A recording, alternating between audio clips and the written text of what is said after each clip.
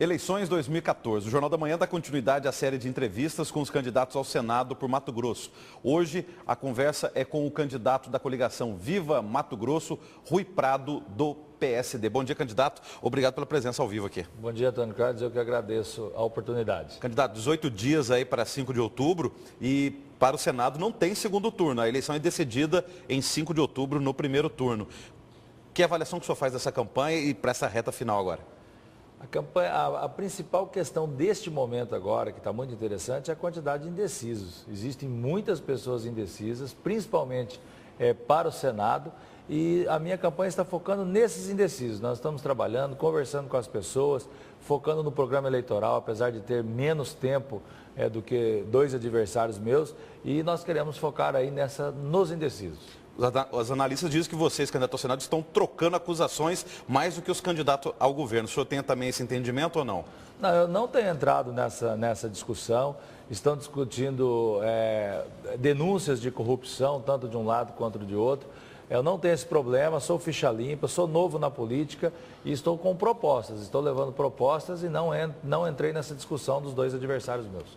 Candidato ao governo do seu partido, José Riva, não teve o recurso acatado pelo Tribunal Superior Eleitoral na última quinta-feira, dia 12, foi enquadrado na lei da ficha limpa e a esposa dele o substituiu na candidatura. Como é que o senhor avalia essa mudança nessa reta final, agora faltando 18 dias para o primeiro turno? Eu acredito que a mudança melhorou muito o quadro, até porque estava naquela indecisão, registra, não registra. Então, no momento agora em que nós temos uma candidata, Janete Riva, que já está registrada, então nós acreditamos que agora na reta final vai acontecer a virada e nós acreditamos no segundo turno, no caso para governador. Uma das propostas que, se o senhor for eleito senador para Mato Grosso, vai ter que analisar lá em Brasília, e é o que está sendo discutido, inclusive, pelos candidatos à presidência da República, é a independência ou não do Banco Central, ou a autonomia do Banco Central. Como é que o senhor avalia essa situação? Eu avalio que o Banco Central tem que ser uma instituição totalmente independente mesmo de governo. O governo tem que fazer uma gestão organizada, uma gestão que não gere inflação, tem que ter muita consistência no que faz e não deixar as coisas soltas e aí causar problemas para nós. Uma outra situação também que aí diretamente com o Mato Grosso. Lei Candir, ela foi criada para que o país tenha divisas, no caso dólares, para ter controle da balança comercial, controlar dívida externa e tudo mais.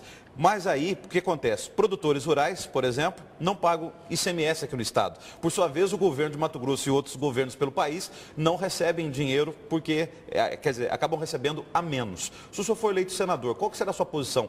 O senhor mantém a Lei Candir do jeito que ela está ou votaria por uma mudança da Lei Candir? Não, a Lei Candir ela é importante para o nosso estado. Foi ela que proporcionou o desenvolvimento do estado a partir da produção de soja. O que está errado com relação à Lei Candir é que o governo federal não repassa os recursos para o Estado no fundo de compensação da Lei Candir. Isso que eu quero atuar lá no Senado. O governo federal deve dever aproximadamente, nesse momento, uns 3 bilhões de reais que ele deveria estar passando para o Estado de Mato Grosso com o propósito de compensar a Lei Candir e não está repassando.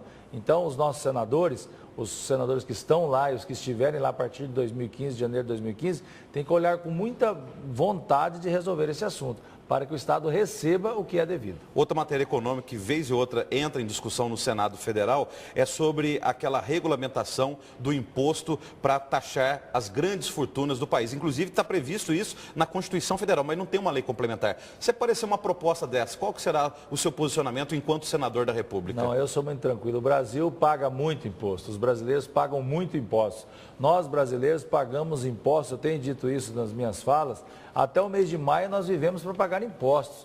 Então, o Brasil, o problema não é a arrecadação de impostos, é sim como é gerido esses recursos para trazer os benefícios à população. Eu sou contra o aumento de impostos no Brasil de uma maneira geral. Nós temos que diminuir. O Brasil tem que trabalhar numa direção em que haja diminuição dos impostos de qualquer segmento, de qualquer categoria.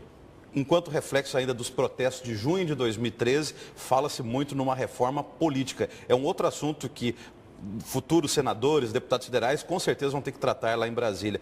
Se o senhor for eleito, o que o senhor fará em relação à reforma política? O que o senhor acha importante de mudar ou de manter no país em termos de política? Primeiro tem que reinventar esse modelo de representação no Congresso, representação em todos os níveis aí de representação do nosso país.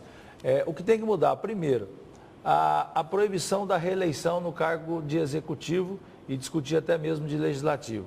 Segundo, os recursos para as campanhas, o financiamento de campanha. Isso tem que acontecer, não pode acontecer do jeito que existe hoje, o alto poder econômico aí está definindo eleições para um lado ou para o outro. Então são questões relevantes que tem que realmente mudar esse processo de representação. Especificamente sobre senador. Tem gente que não acha um absurdo o senador ter 8 anos de mandato. Acho que deveria ter 4. E também, ao invés de 2 suplentes, no máximo 1. Qual que é a sua posição sobre a questão do senador? Eu, na minha opinião, deveria ter 5 anos. Aumentar 1 ano, proibir a reeleição, deixar apenas um suplente. Realmente ter 2 suplentes não faz muito sentido.